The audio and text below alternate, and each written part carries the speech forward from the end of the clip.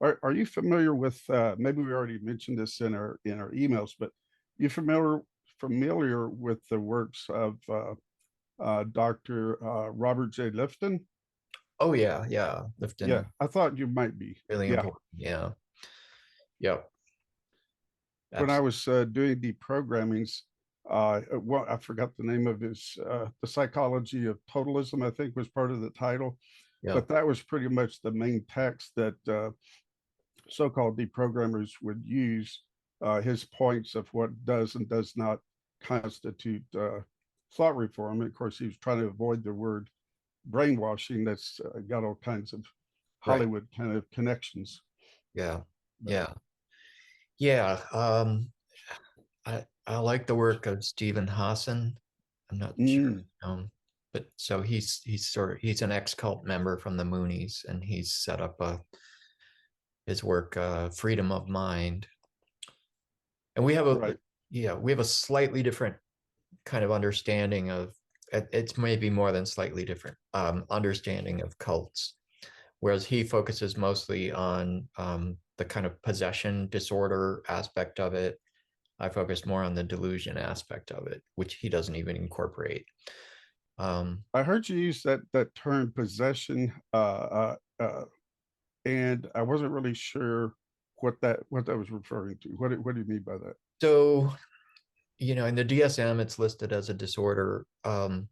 Generally, it means that a person's authentic personality has been replaced with a new one. And Uh, so his idea is that, like, there's a cult personality mhm. that people adopt, and that the goal of deprogramming, if you want to call it that, is to get them to, you know, recognize their authentic self and kind of shed this inauthentic cult self. And while I think that that's certainly uh, relevant and true as part of the process, to an extent, because I'm Mm. skeptical that there is an authentic self, right? Because Oh, okay. yeah.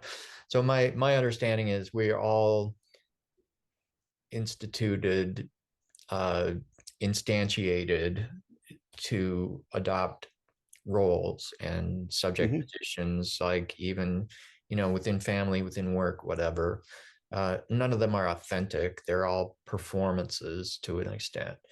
So it's kind of, where do we draw the line between what's really like a hijacked personality and one that's just performing your normal roles?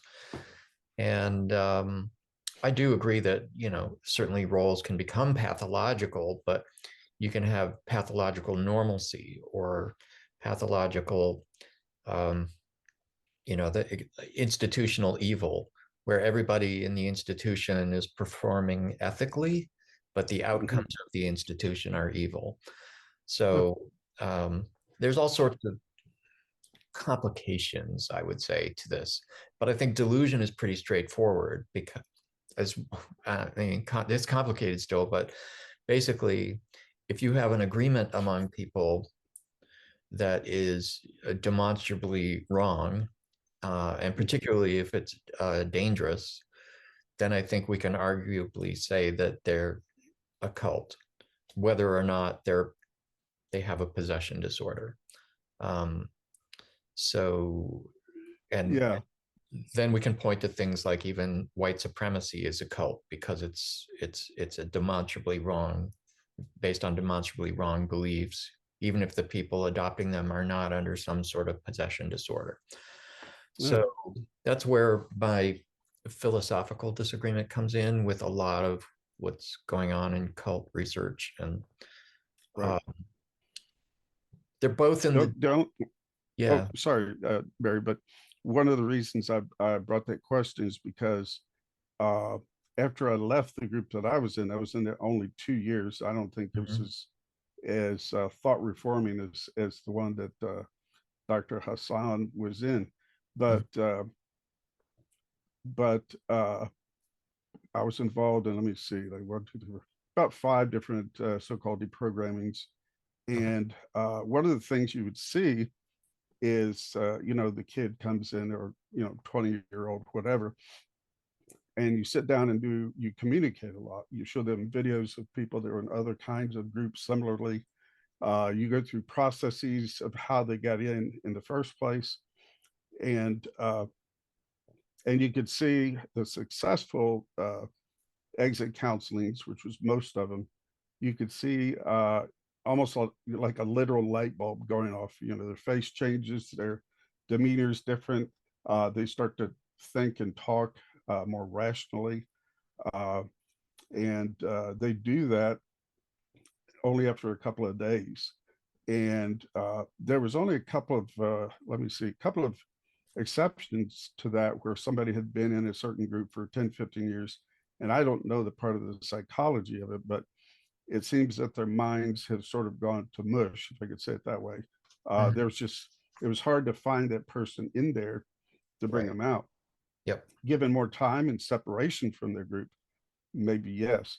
The group that I was in did not make you separate from society. You could still function, have a job, but it altered your way of seeing the world. And the group that I was in, are you familiar with Kenneth Copeland? Yeah. Okay. Our group was, I guess you'd say, a hyper charismatic group, and Copeland was very influential in that group.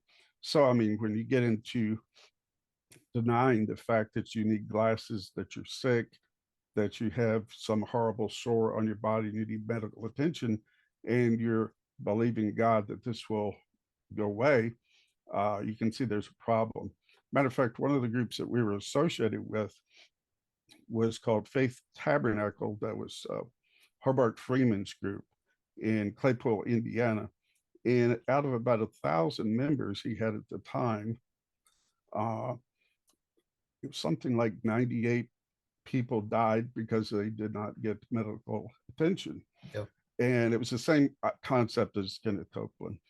Yep. But anyway, and the reason that I even learned the things that maybe we should save this some of this for the video, but just to let you know, the reason I got into trying to find out the things that I did find out was through other people had similar experiences, and they were in such and such group, and they would say, you know, we believe this, this, and this, and we came to believe it by this stepping stone, and finally we arrived at the position we arrived at.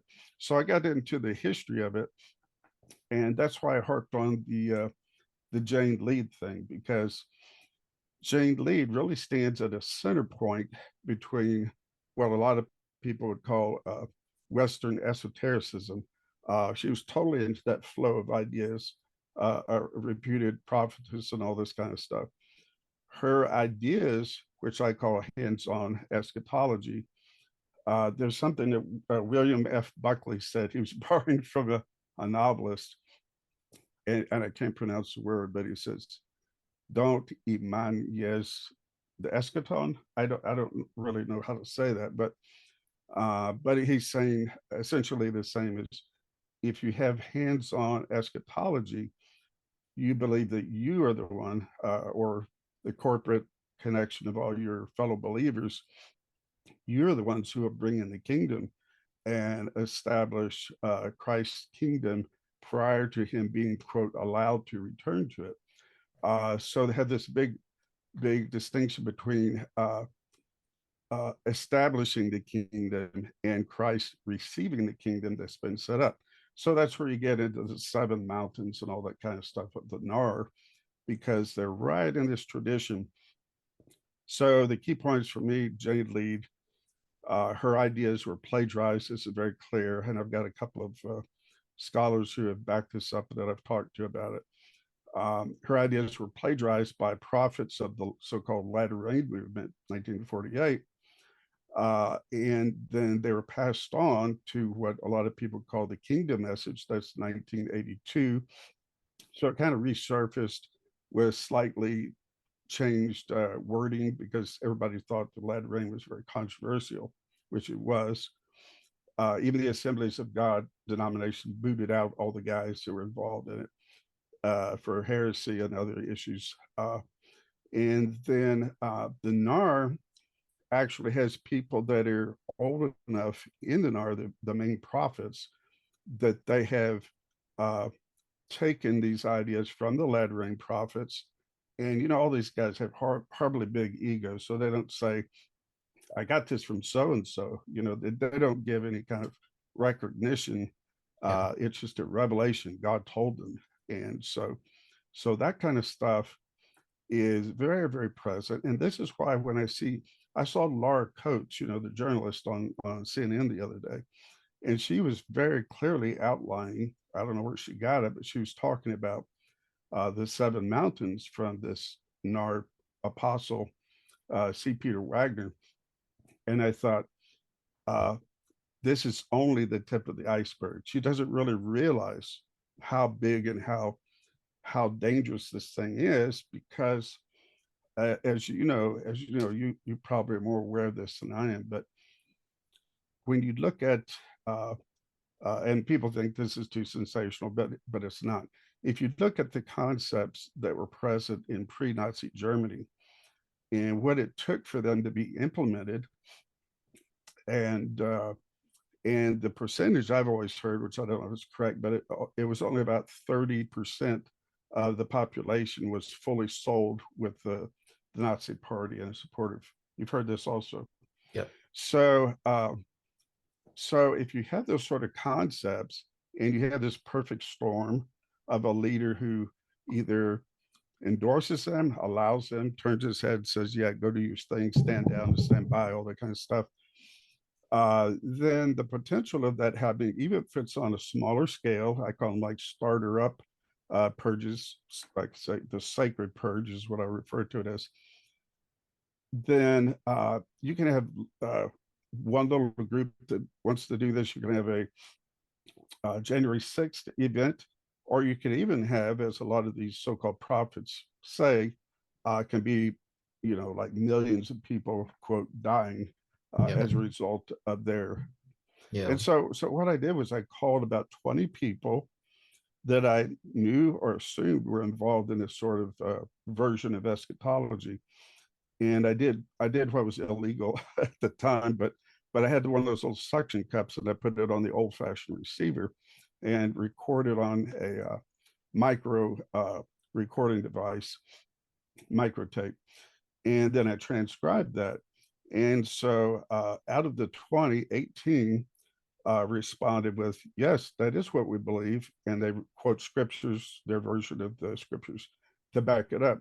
One person said, are you crazy? You know, no Christian could believe that kind of stuff. I said, this guy's pretty smart. And then I had another who kind of hemmed and hawed and clearly knew what I was talking about, but didn't want to lay it on the line. You know, he was cagey enough to do that. I'll give you an example of one, which is not in my notes here because I couldn't include all of them. It's too much. But one of them pretty much said, he goes, yeah, well, you mean to kill him? And I said, and I started quoting scriptures. I started faking the part so that he would cough up the stuff. And sure enough, he started quoting scriptures that I'd heard other guys say. For example, the 7th chapter of the book of Ezekiel talks about this horrible mass murder of women, children. It says, spare not, you know, yada, yada, yada. Right. And there's several of these prophets who say this will be yet again put into practice. The thing that I had trouble in communicating this to the FBI and other, you know, law enforcement people is they say, do they have guns? Are they amassing guns? Is there proof of that? It's not like that. It's more like an ideology, which if and when they decide to take action, they'll do it because they already have the ideology supporting. Right. So anyway, that's kind of where I come from. But well, so you know, a couple questions. One is, you know, I think we need to define eschatology for people who may not be familiar with it, and then maybe this particular view of eschatology. Right. Another one is that, you know, for a Christian movement, so-called, it's interesting that almost all the sources are Old Testament or Revelations, and almost nothing else from the New Testament. Right. And finally, I think it's interesting to look at January 6th again and see it as an incomplete or failed insurrection, so that I was kind of attentive to what was going on in the wires before that event, and the plan was to also attack state capitals, and sort of like the national one was going to, the federal one was going to be the leading edge, and then the state capitals would fall next. And so in other words, a larger purge was planned. It just wasn't, they weren't able to carry it out. So, and Right. partly I think because the state governments had gotten wind of this and had prepared apparently much better than the federal government for that potentiality. Yeah, and I can tell you also, Barry, that yes, there's a lot of things in the Old Testament that these fellows get a hold of, and it's been pointed out correctly that because of the older influences of Western eschatology, Western esotericism, Kabbalah happens to be one of them, and people have noted that these guys interpret scripture in this very, they call it types and shadows. It's very esoteric, and they find hidden meaning, as would folks even back to Valentinus, the second century Gnostic, really took teachings of Paul, the Apostle Paul, and just changed them all around and came up with what he came on with. But in the New Testament, you do have the concepts about, say, Book of Revelation, of I think it's Revelation 14, where there's a gathering. The angel comes with a sickle or whatever, and weeds out the bad guys and takes the good guys. And of course, you have the concepts of Jesus referencing to the sheeps and the goats.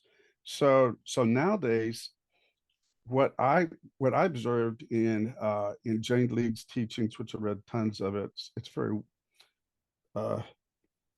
pretty obtuse stuff. I mean, it wanders here, wanders there, but you can find out what she means if you mess with it. Her ideas, the latter rain folks in 1948 that stole her ideas, what you can find is that they spell things out a little bit more specifically.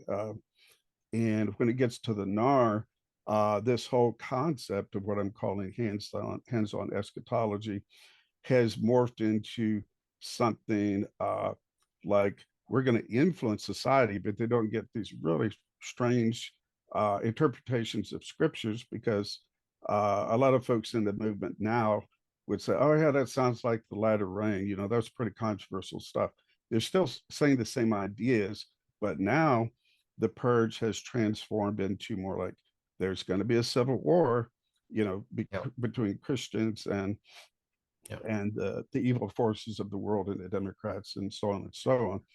So just for clarification, NAR is the National Apostolic Reformation, right? The new Apostolic Reformation. Yeah, right? yeah, and I would certainly mention that, because the NAR means nothing to other folks that have never heard this stuff. Right. The article, I never did get a hold of Brad Christensen, but his article, how self-proclaimed prophets from a growing Christian movement provided religious motivation for January 6th events at the U.S. Capitol.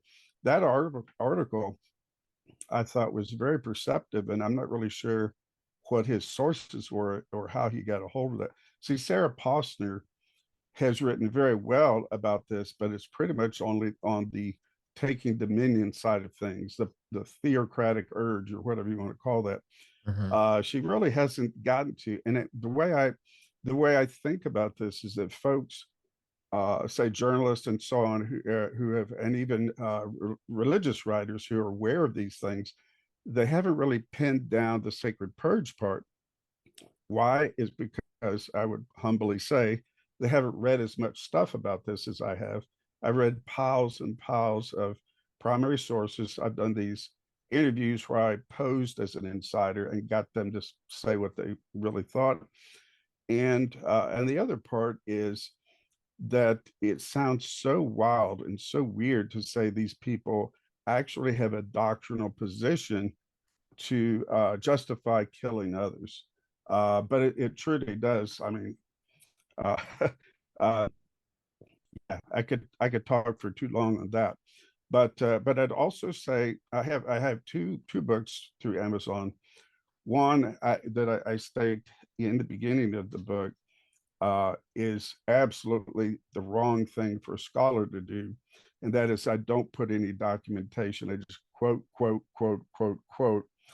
And I call that book a primer for my much longer book. The first one's 60 some odd pages. The longer one is like 470 pages, somewhere around.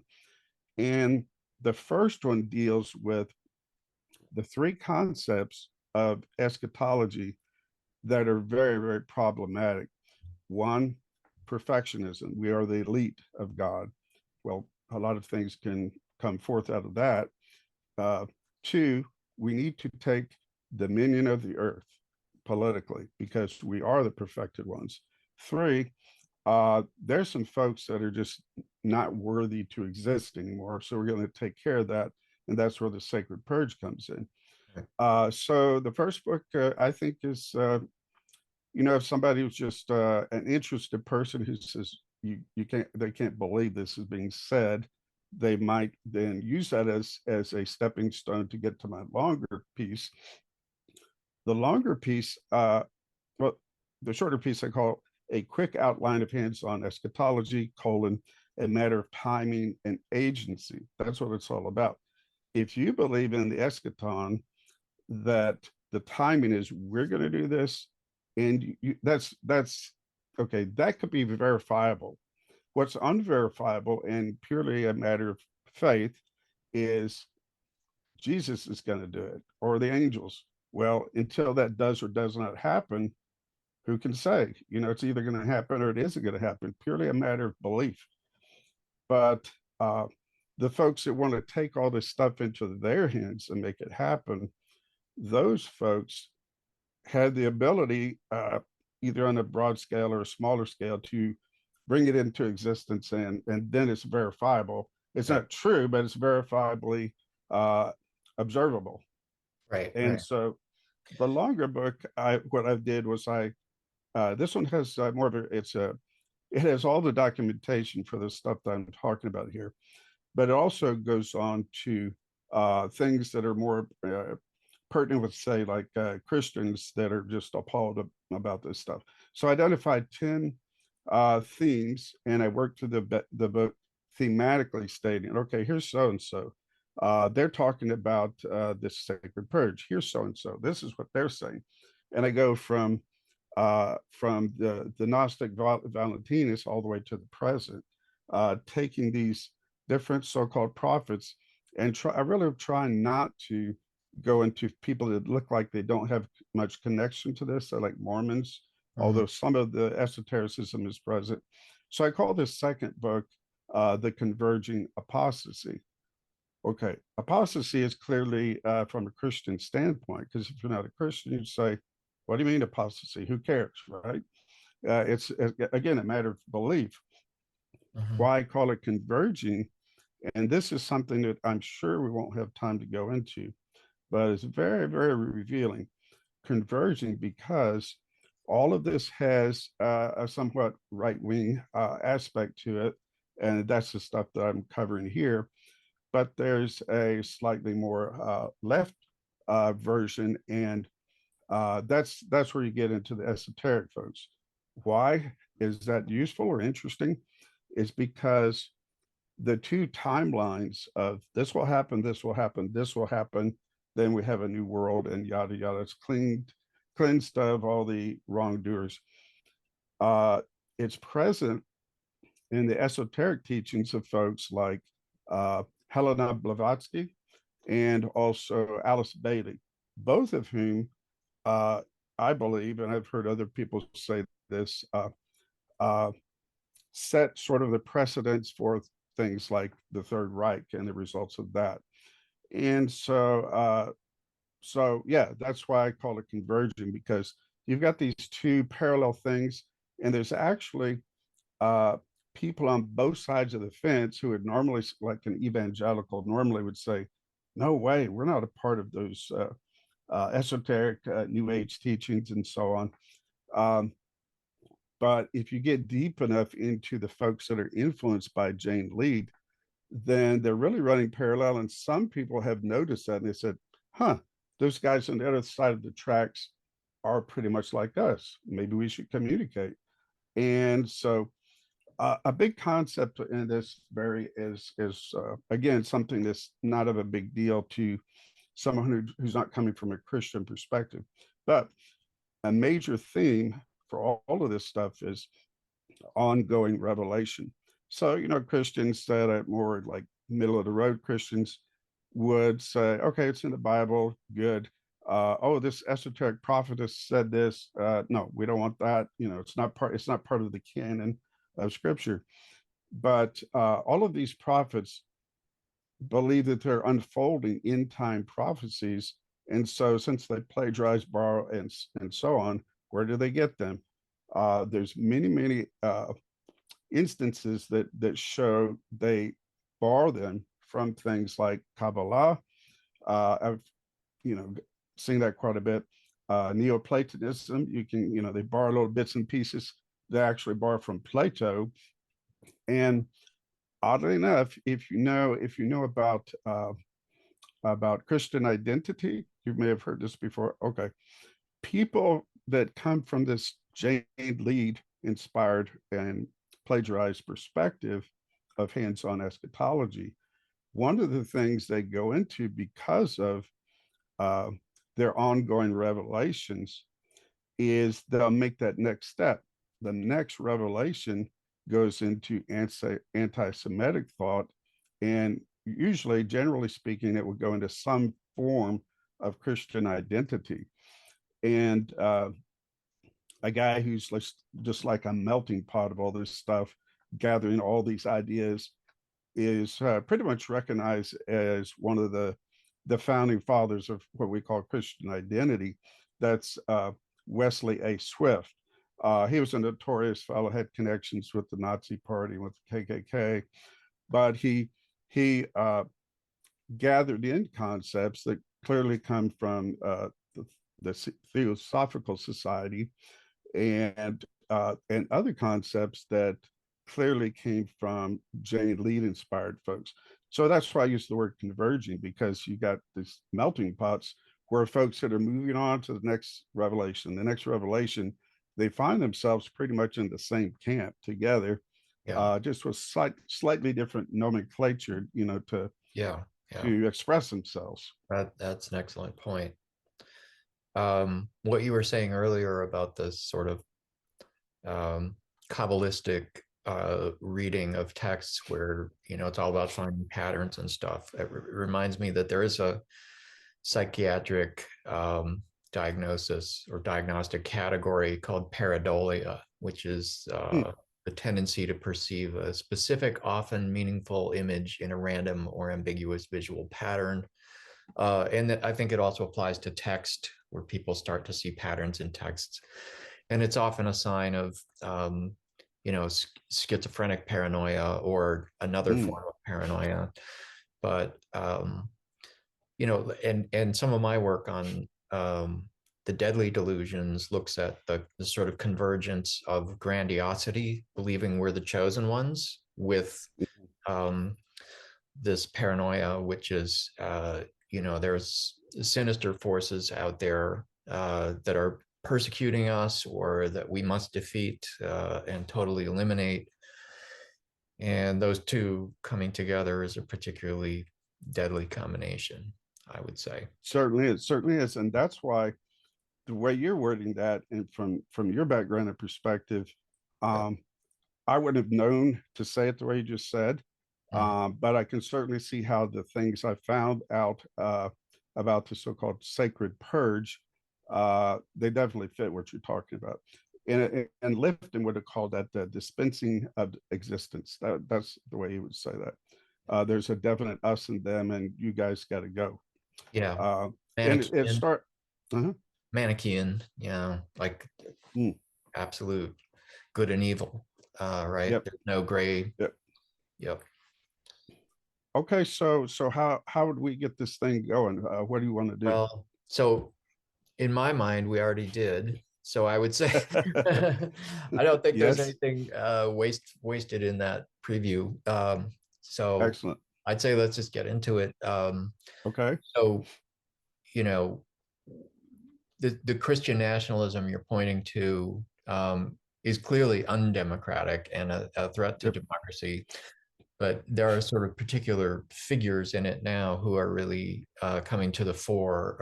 People like General Michael Flynn and Rick Perry, in their relationship to Trump, who it's evident he knows nothing about Christianity, but is happy to use the energy for his own purposes. So could you speak to those leaders and how dangerous you see them as being right now? Yeah, well, the fact that they tie into what a lot of people call the NAR, which is the New Apostolic Reformation. Rick Perry is one that Sarah Posner has written about as being involved in that, and who's taking the other one for a ride and who's manipulating the other. It's very hard to see because I think Perry saw that it was politically expedient to get assistance from this movement, and the others, the people in the so-called NAR, the New Apostolic Reformation, likewise, I think are very fascinated by the idea of having somebody with power and potentially more power to head them on their side. So how I really think of those, say like ex-President Trump, Perry, and General Flynn, is that they all have ties into the so-called NAR, and the NAR has what I would call this hands-on version of eschatology. So what is eschatology? Eschatology is simply, from a Christian's point of view, the end of all things. And so if you can find a middle position, what most people think of as a middle position, not entirely liberal, not entirely right wing, it would be that Jesus Christ at his return establishes his kingdom, carries out the judgment day, and so on and so on. And that's what these folks pretty much run against. They butt heads with that because they, for whatever reasons we can talk about, have decided, excuse me, that they will be the ones who establish the kingdom, carry out the judgment day, and then, in their words, they would hand over the glorious kingdom that they have established to Jesus Christ, and then the kingdom would continue, but they had been the ones to put it together. So in my two books, I deal with these topics quite a bit. First book is a quick outline of, quote, hands-on eschatology, meaning that we have our hands on this process. It will be put into its fulfillment will be established through human agency. And that's the second part of the title, is a matter of timing and agency. The second book deals with themes that are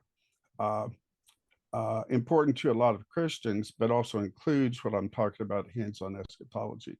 And it's a much longer book called The Converging Apostasy, where you see signs of the left and the right coming together. A great example of that would be somebody who's thoroughly immersed in esoteric ideas, Western esotericism, and yet is purely a a fascist-leaning person, and that would be Alexander Dugin, or Dugin. I've never heard his name pronounced.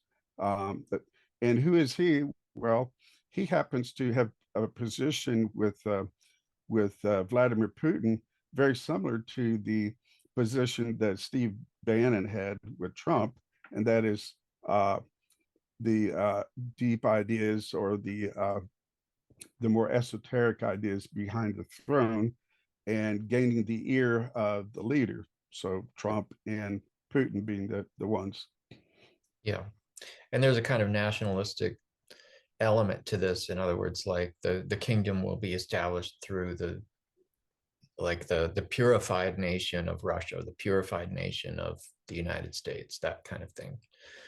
Yeah. And I might also ask, in terms of the hands-on nature of this, that essentially this is a pre-Enlightenment movement. Since, I mean, the Enlightenment is really about kind of basing justice upon principles of science, right? Of verifiable facts, of testing those facts, of, you know, competing testimonies and so on. And the kind of justice we are talking about here is, you know, God's going to sort them out, or, you know, we're going to act as God's agents and sort them out. Rough justice, we might say. I mean, there's no, there's a, but interestingly, I mean, one of the conflicts or contradictions I see is that, you know, at least in the US, we're still operating within a sort of Enlightenment-based justice system. And we're seeing, you know, Trump in the courts, and his other, like Bannon's gone through the courts, other people have gone through the courts, and this sort of use of the courts, but also rejection of that logic at the same time. That, you know, we're part of this higher notion of justice, that the courts are illegitimate if they're not with us, that sort of thing. Absolutely. And when I think of the real dangers to democracy, and that would go against sort of this two-headed version of justice. You know, one side says what we think might be a better version of justice, and the other side whispers out of its mouth the polar opposite of that. So as far as a growing Christian movement that has this, you do have the new Apostolic Reformation, and it becomes very important when it comes to Christian nationalism, because they're pretty much strange bedfellows, but there's a lot of interconnection between the people who are not maybe involved in this so-called NAR, and people that are deeply immersed in it. So I have a couple of points here that would be important to bring out about the NAR. It was founded by the so-called apostle and church growth expert C. Peter Wagner, and it supposedly restored the offices of apostles and prophets from the Bible. Apostles would be for the structure of church governance, and the prophets would be the source of new end time revelations. So that's that concept about ongoing revelations. And so often they do go into these ideas that are cherry picked from different places in the Bible and interpreted in such a way that they will be the fulfillment of all these different end time events. The NAR aims to perfect the church. There you get an elitist concept in preparation for the return of Christ. It also aims to do something that can fit into a broader context, like the MAGA context. It aims to, quote, take back the nation for God. So you see there's a big crossover there, where working together is something. And I can say this, the NAR is primarily a phenomena that happens in independent charismatic churches, or what used to be called Pentecostal, but is evolved into current day charismatic churches with a very large mega churches. And what it's done is it's become more acceptable, and at the same time it's sort of toned down and hidden some of the rhetoric that the earlier folks said about these concepts. Some good sources to find out more about the NAR are journalist Sarah Posner, and I've never heard this woman's last name pronounced, but it's Rachel Tabachnik, I think is pretty close. She's written very well about this, and she's hinted about the eliminationist concept, but pretty much these two journalists really can pin down the urge for theocracy, essentially, the dominionist position. They've got that nailed down pretty well, but they haven't done the eliminationist idea that I've seen. Then you have a couple of Christian apologists who really go through these ideas with an eye on how scripture's being used from what they view would be a more proper Christian perspective. Bob Dewey is a good writer in that aspect, and also Holly Pivec has really tirelessly been involved in letting people know what the NAR is actually about. And you can find both of these folks on YouTube. Holly Pivec has written, I think, 5 books at this time in regards to the NAR. And since I'm saying the NAR so much, Barry, are you familiar with any particular folks other than, like, General Flynn and Rick Perry that are involved and considered prophets in the NAR?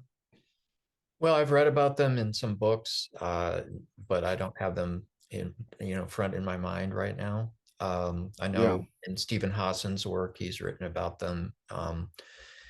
And my recollection is that they're involved, is the family and the sort of national prayer breakfast linked to the NAR. So Yes. yeah, I'm familiar with that.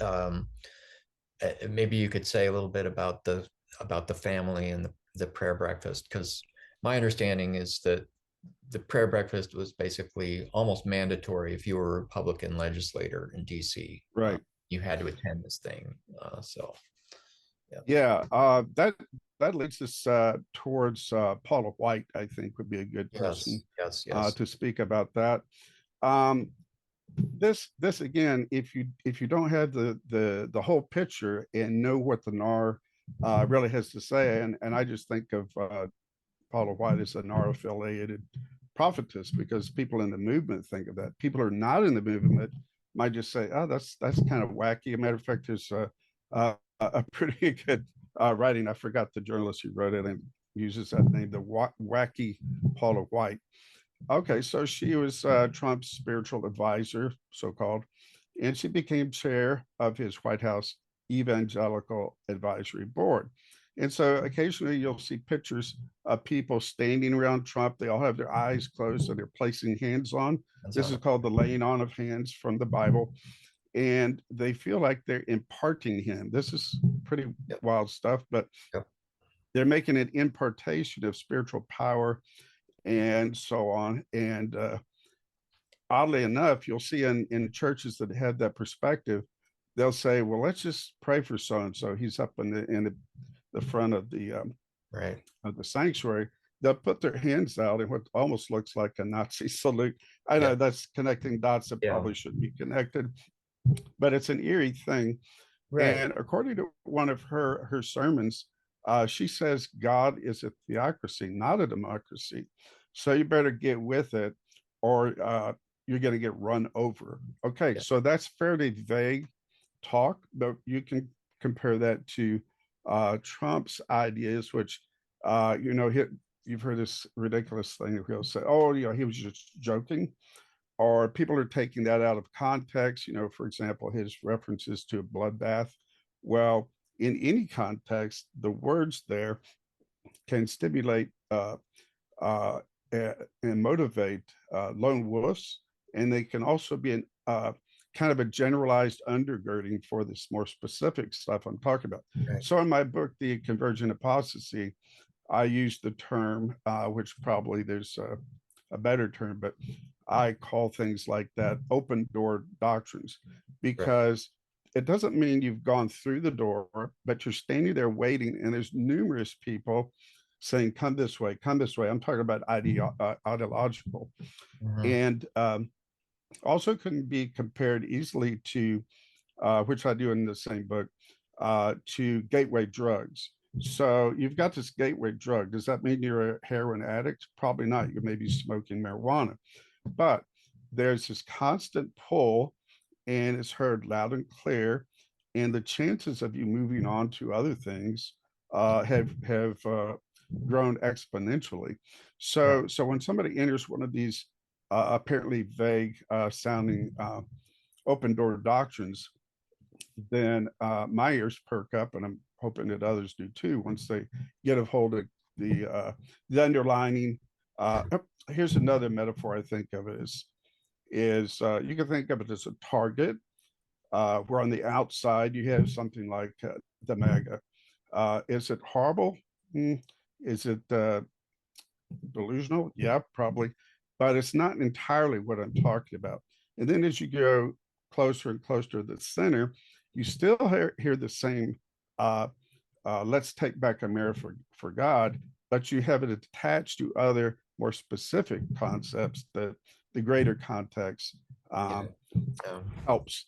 And I also think of that as a rotten onion.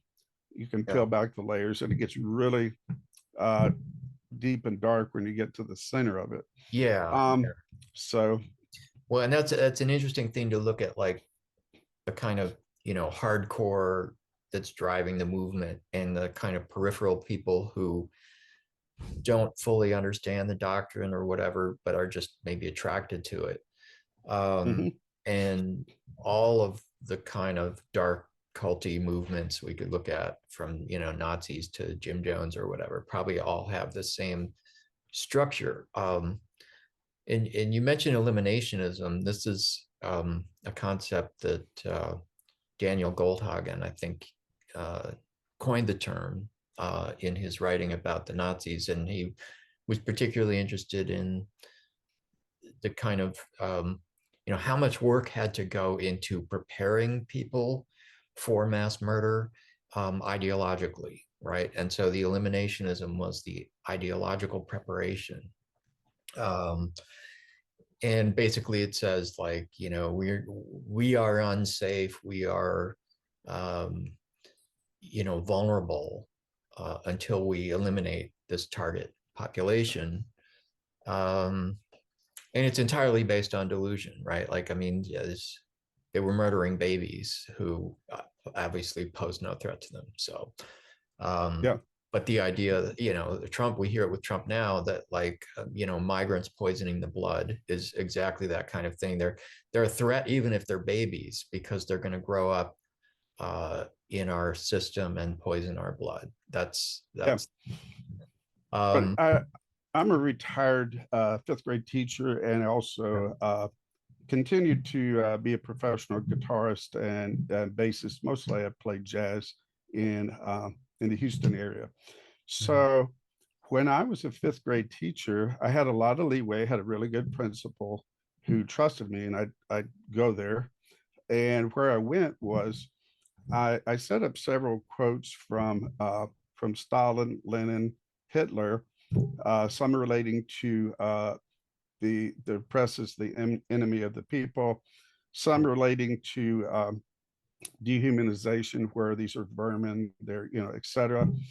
And so I set them up, but I didn't tell them who they were from. And I'd say, who do you think would say these sorts of things?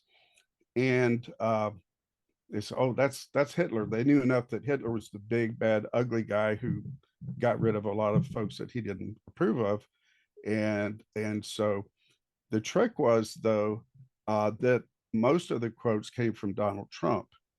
And once I revealed that, my principal says, well, let's let the chips fall where they may.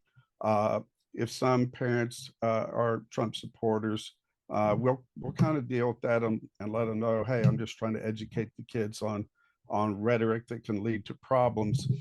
So anyway, I thought that was a real eye opener, and I thought it would be when I introduced it to the kids. Yeah. But one of the things too, as far as eliminationism goes, is the very general concepts. Not well.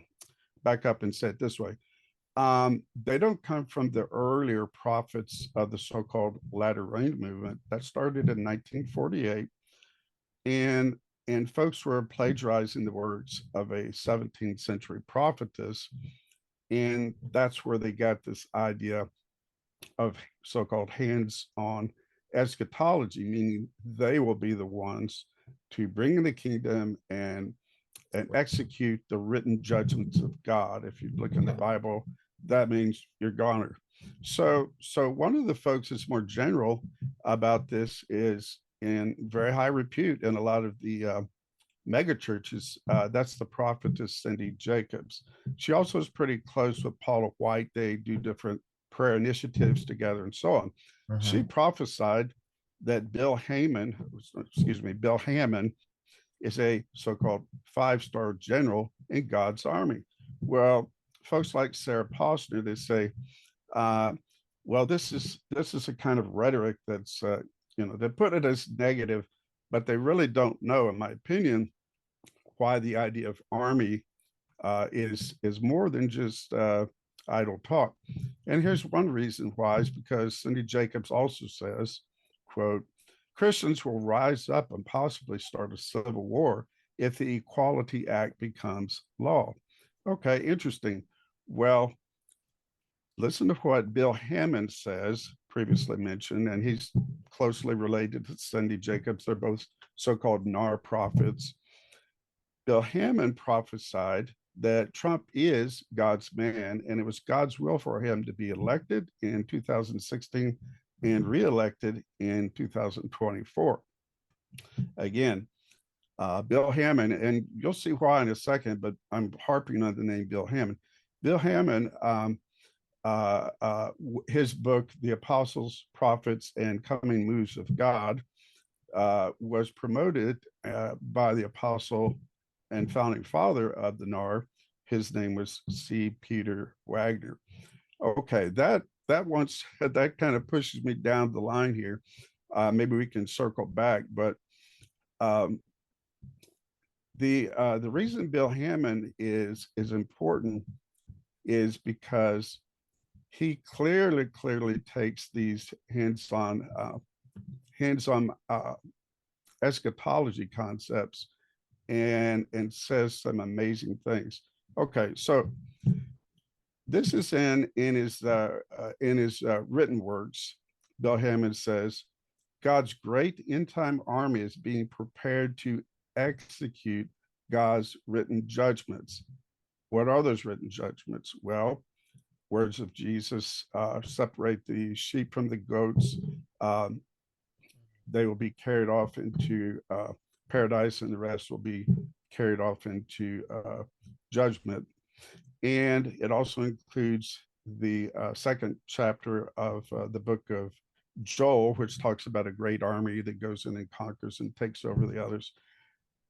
When it comes to life and death, it also refers to a written judgment of God would be those refer in the book of Revelations, chapter 14 especially, that refers to angels coming and getting rid of those who are not fit for the kingdom, and the blood will rise to the height of a horse's bridle. So it's pretty explicit stuff. But listen, Bill Hamon is saying that God's end-time army, he's not talking about angels, he's saying those here on earth are being prepared to execute these written judgments. Okay, people can still say, yeah, but does he really mean what it sounds like he means? Well, here's another thing he said. They will be administered and executed on earth through God's sanctity army. And according to Hamon, Jesus is beginning to reveal his war plans and strategies to his prophets. He considers himself a prophet.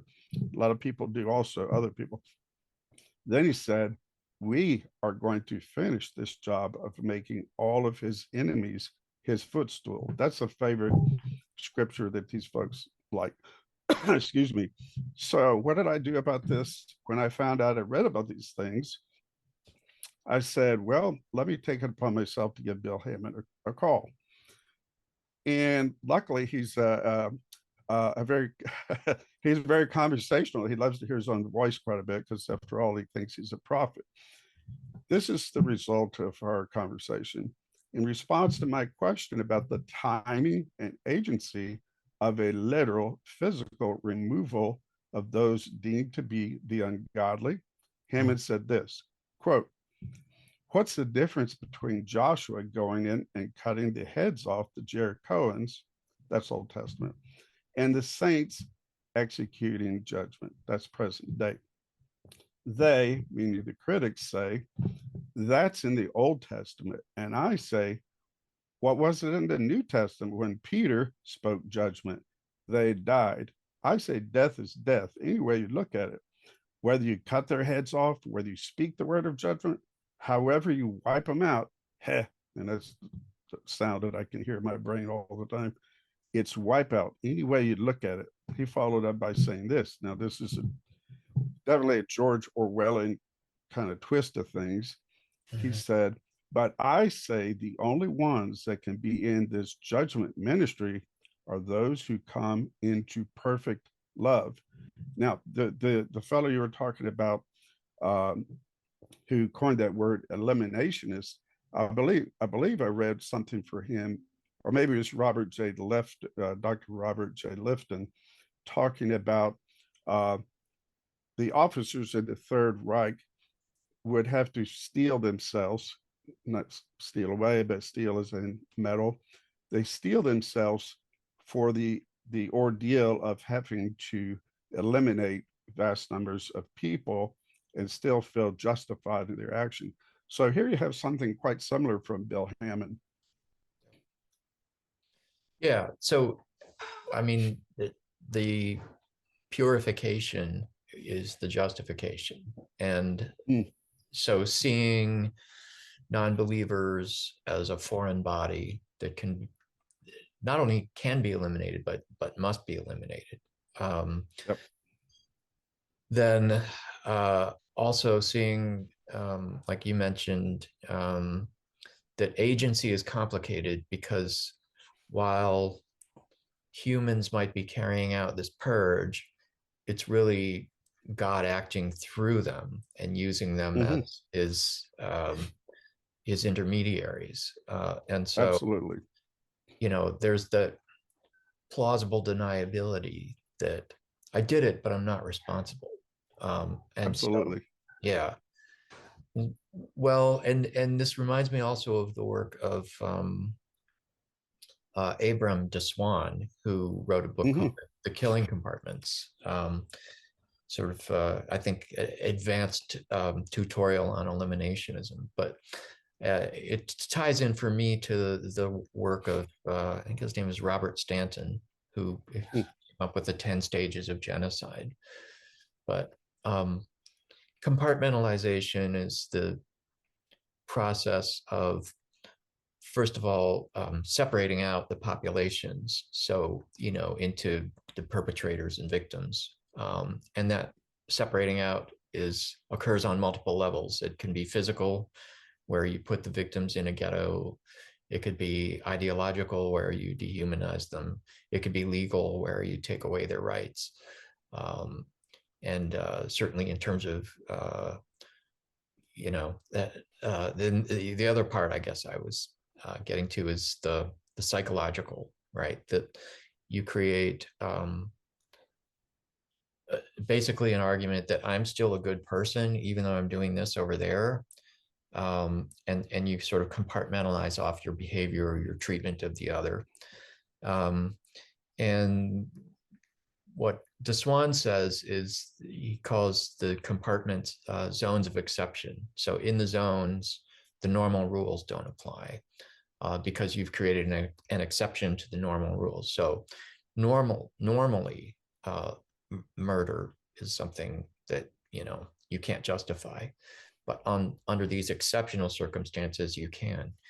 And so it sounds like the eschatological argument is all about creating this zone of exception in which the normal rules don't apply. Right. And how you see that expressed in these so-called prophets of the latter rain, 1948, is you often hear the word channel. We will be a channel for God carrying out this through us. And in another, people sometimes squabble over this because they say, "Oh, those are just little pronouns, or excuse me, prepositions," and that is in and through. In and through is a very highly important concept if you're talking about the judgment day or taking dominion of governance of the United States. In and through. Well, yeah, God working in and through us. You also hear this idea where they might say, we're just instruments in God's hands to accomplish this. Right. So yeah, there was a lot of stuff running through my mind when you were talking about that. One of the things that came to my mind, which some of our listeners might know this song, but maybe not. But there was a song written by Sting of the Police, the rock band, and it was called "Murder by Numbers," and it goes through pretty much what you're talking about, desensitizing people who are going to commit a murder by moving further and further and further away from the event and letting others do the dirty work. So maybe the puppet master who has these concepts and wants them to be implemented can have things a little bit easier for their conscience because Right. we're killing off 1,000 people, but I don't really have a gun or a knife in my hand to do that. So here's something that's interesting in that aspect. This comes from another person related to Paul White and Bill Hamon, or excuse me, Hamon that I just mentioned. And it's another NAR affiliated prophet, Mike Bickle.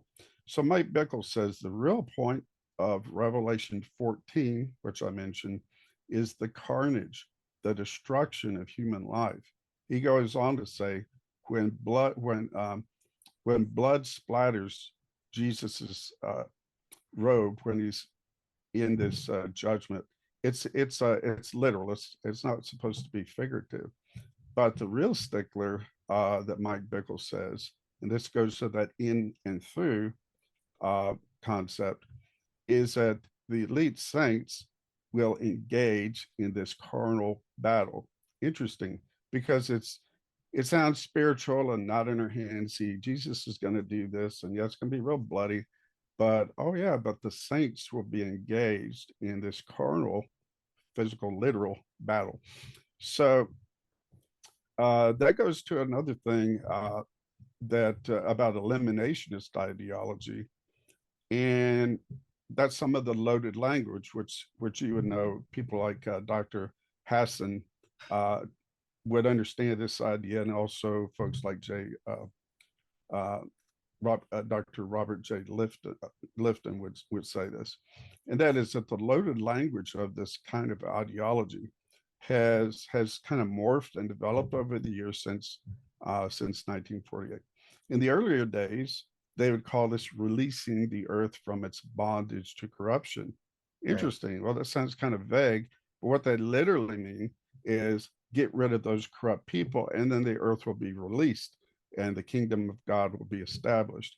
Another way, which I just quoted recently from Bill Hamon, the NAR prophet that's current day, is he says that they will be carrying out the written judgments of God. And that's kind of a wink, wink, nod, nod to those on the inside, and they would understand this. Another one that you can hear in the old days, but also currently, is activating Joel's army, referring to the second chapter of Joel, which states some of these things still kind of vaguely, but it's kind of like a takeover. And then the final one is another one that's a little bit slippery, unless you're in the know about these teachings. And that is the one that says they will be carrying out the quote kingdom principle that states that all things of the end times will be accomplished in and through elite Christians. So there's some of the kind of stuff you'll hear, and I'm just thinking a lot of this really got going with the 1948 latter rain. Is there anything you know about that, Barry, or have you heard that reference before? I've just heard the reference, but I don't know enough about the history. So if you could fill in, that would be great. Okay, so this has happened. This is not unique to the latter rain movement of 1948, but there's been multiple times throughout history where Christians would feel like we've really got to do something. We got to prepare for Christ's return, and someone would go off in little commune type organizations and wait and pray that God was going to be restoring the kingdom and so on. Well, the latter rain movement of 1948 was similar to that. It was referred to as a spiritual outpouring, and it started in Canada, in Saskatchewan, North Battleford, at an orphanage, the Sharon Orphanage. And this was Pentecostals who believed that they had restored the offices of apostles who exercised undue influence through their governing authority, and prophets who exercised undue influence through their revelatory hotlines to God. Okay, so there's already a power structure there, and a modus operandi that's problematic. So, you mentioned Jim Jones earlier. People that have been influenced by this so-called spiritual outpouring include some of the most notorious Christian-based religious cults, thought reforming, very, very destructive to people's lives, or literal destruction. Jim Jones happened to be influenced by this, and there's ways to document that. I have that in my book called The Converging Apostasy. William Branham was another. He was very instrumental in starting the latter rain movement, and his followers, they ended up calling their cult the Message, or others would just say they're Branhamites. And another one was Sam Fife, and his was called the Move. And so the Move took these ideas of hands-on eschatology, and they were highly influenced by it.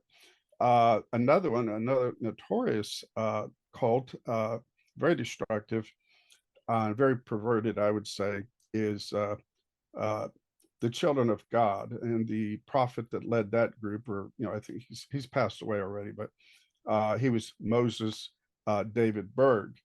And so you can Google that and find out probably more than you want to know about that group, but it's pretty disgusting sort of group.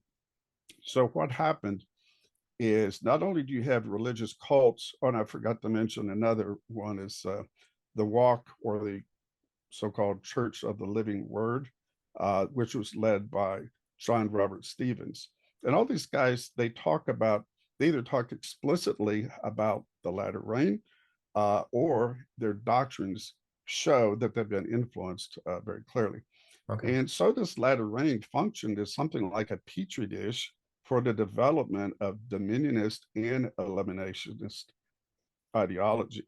And what is meant by latter rain? I mean, where does that name? Yeah. Oh, I'm so sorry. I didn't really explain that.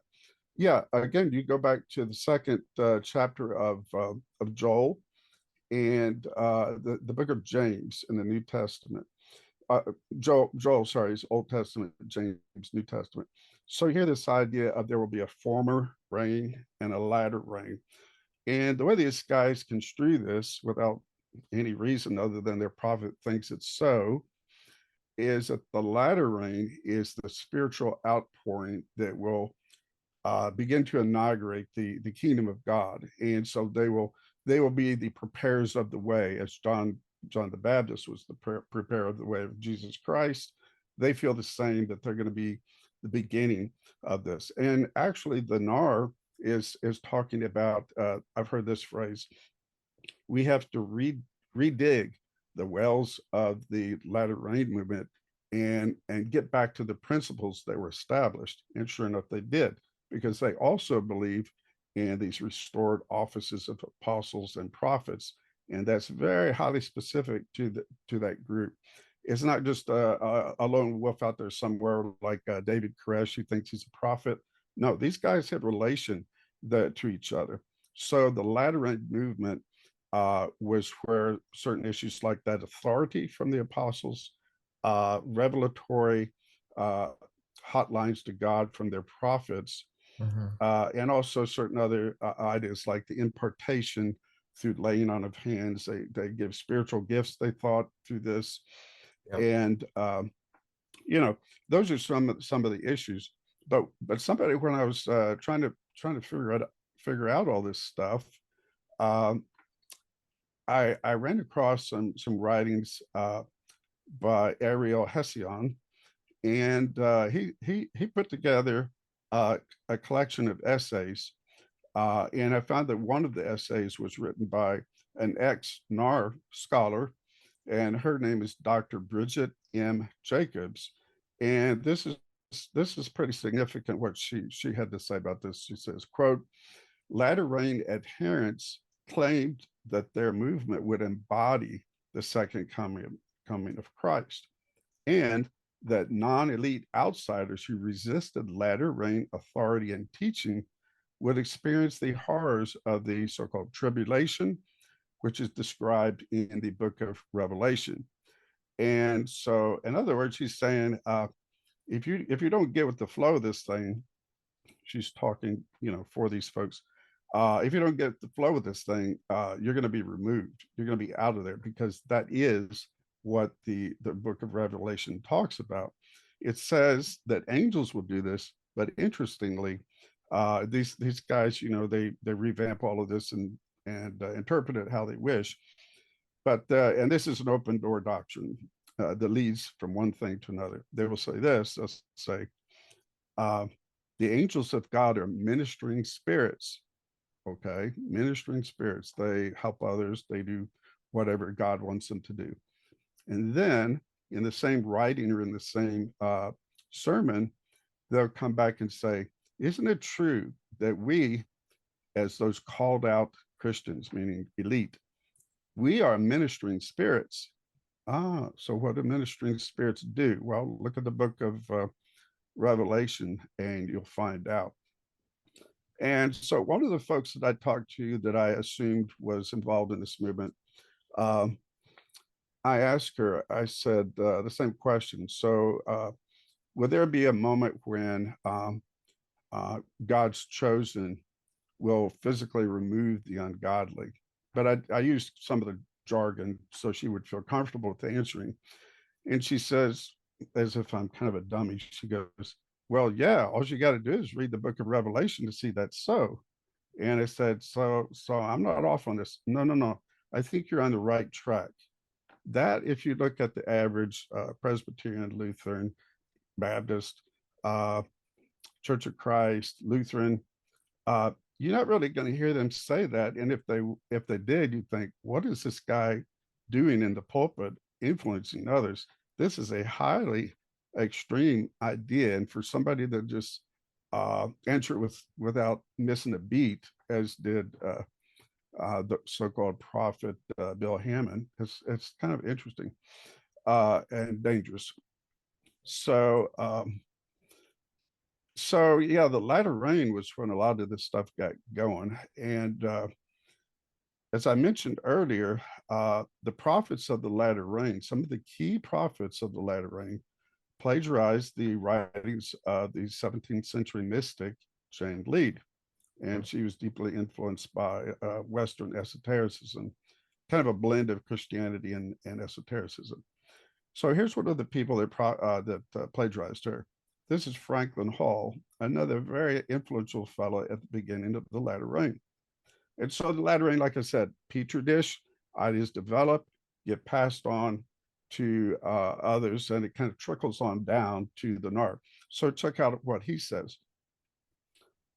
Wickedness, including the unrighteous, have to be exterminated.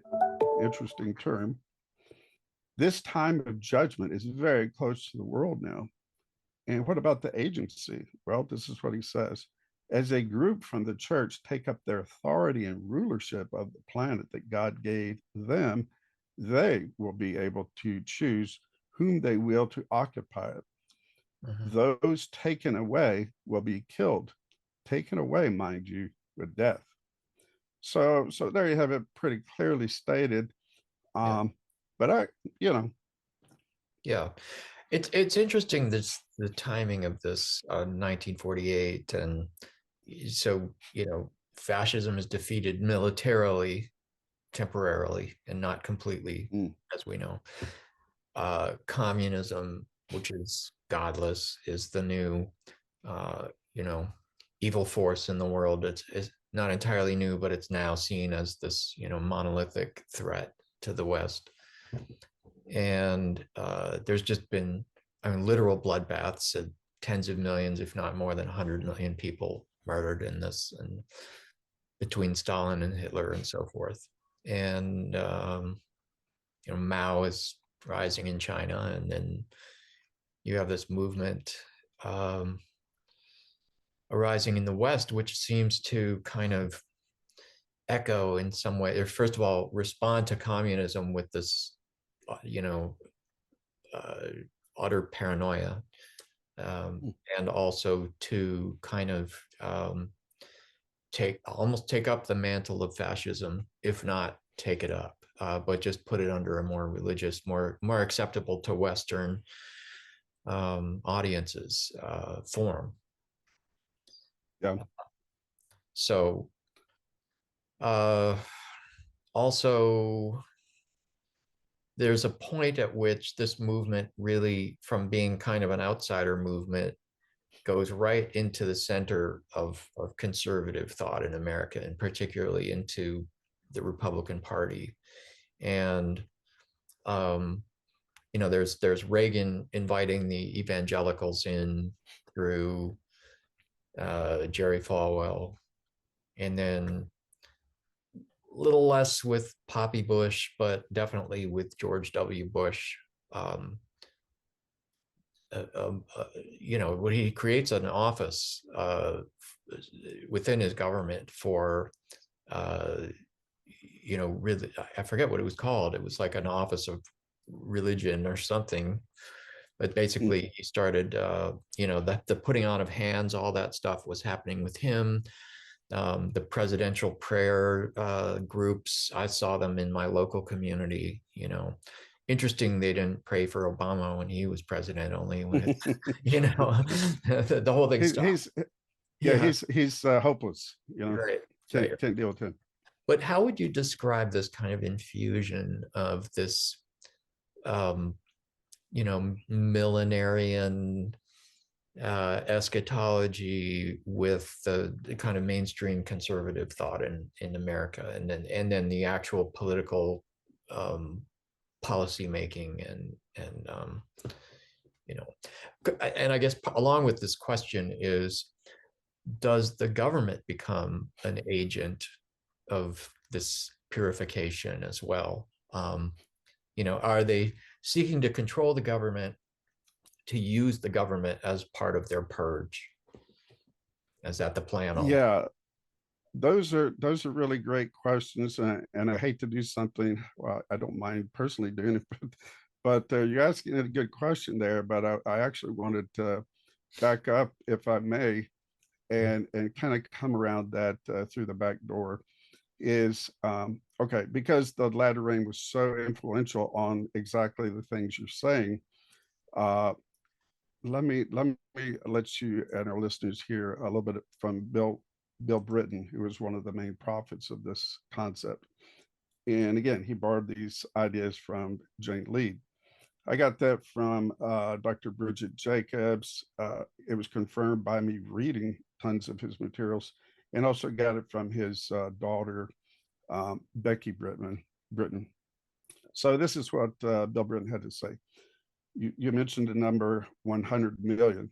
That's when my ears sort of perked up, and this is what I would tell you. Bill Britton said that great destruction is coming upon the world, in which from 50 to 100 million civilians will die within minutes after it begins.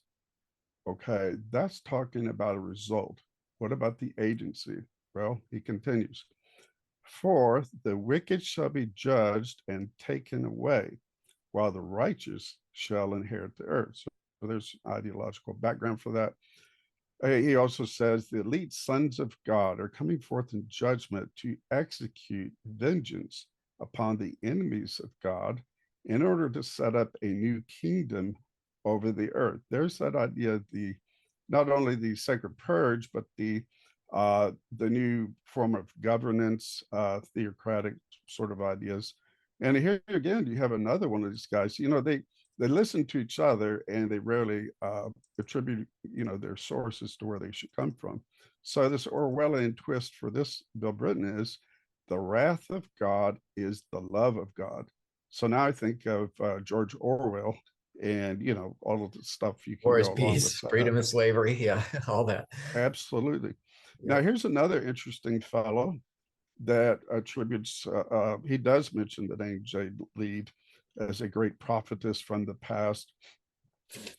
And so he says this, he says, millions will be killed because of immaturity and ignorance.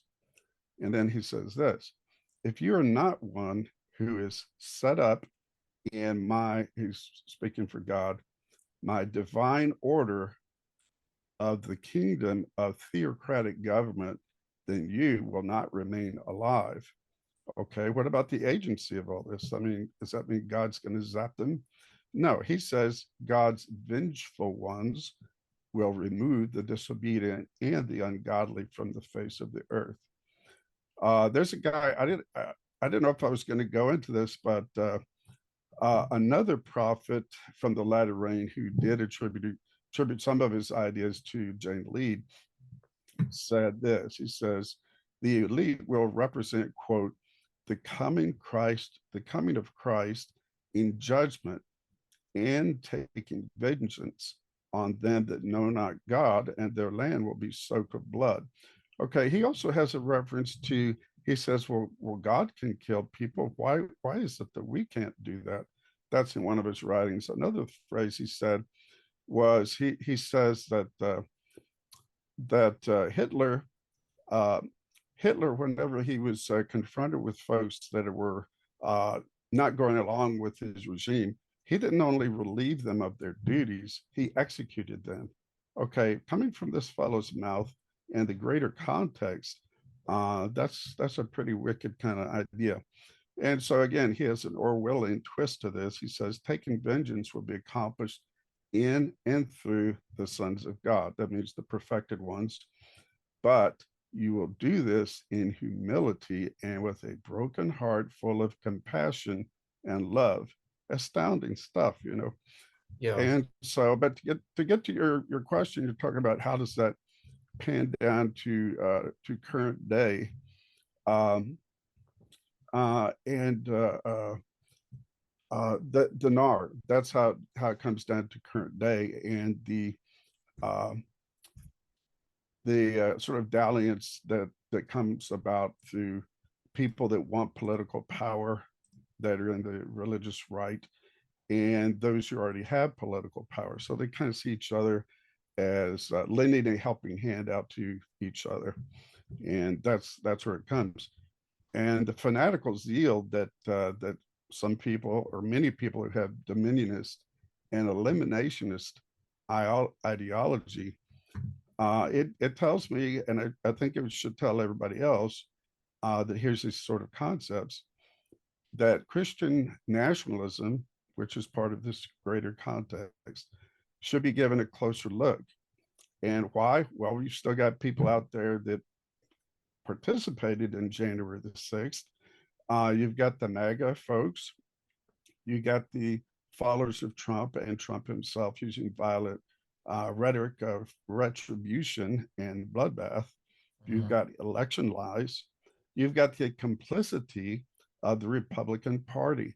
And so, oh my goodness, that's like the turning of heads in Germany, either by fear, lack of knowledge, or maybe sitting on the fence and saying, well, maybe Hitler's making our nation better.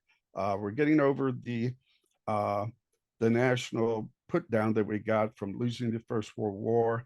We're going to make Germany great again, and we're going to feed everybody and take care of everybody. And we're going to show it to those countries around us that won't go along with our ideas, because Hitler's the man. He's been appointed to do these things. So if you say that, and you, of course, you, with the Republican Party being similar, complicit, you have a culture which has guns so easily available and misused, weapons that are intended for military use, and you have the rise and the nature of authoritarian and fascist regimes, past, present, and otherwise. It's amazing to me that these things are an undercurrent of Christian nationalism. Yeah. Yep.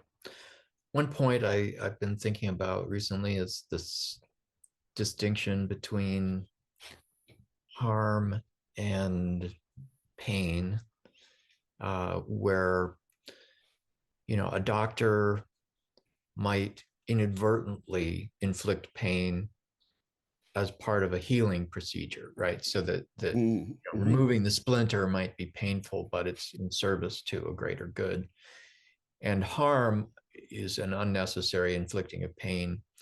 And I think what's happening psychologically and rhetorically here is that the justification for causing harm is that it's, a medically necessary. And it's interesting to think of this in terms of Hitler and his putting doctors in the forefront of not the Nazi program, which was that, the angel of death. Well, yes, and we're doing to the social body what the doctor would do to the individual physical body, which is to remove the foreign agent, remove the threat from the body. It might cause some pain, but it's necessary, right? Same thing is true at the social level. And the language I'm hearing from these people sounds very much the same. It's regretful that we'll be covered in blood and so forth. But it's absolutely necessary and does not constitute harm because it's for this greater good. And that's why really a sidestep from what we're talking about, but all of the things you're hearing here are pretty much on the right side, not the right correct side, the right wing side. But there's a parallel that you can find in the so-called New Age writings of Alice Beatty. And so Alice Beatty was an ex-Theosophic. She was a part of the Theosophical Society. She broke away from that, but essentially kept a lot of the same ideas. She was writing in the 20s, 30s, 40s, and 50s, English woman, and she considered herself a Christian esotericist. Well, in her writings and those who followed her, like Ruth Montgomery, one of the so-called spiritual channelers, they used the exact sort of phrasing you're talking about, where there's people that are sort of like cancers on society, and they must be removed for the greater good. For the greater good of cleansing Mother Earth would be more the way they word that. And so it kind of reminds me of a book called The Giver, where people are taken away for the greater good.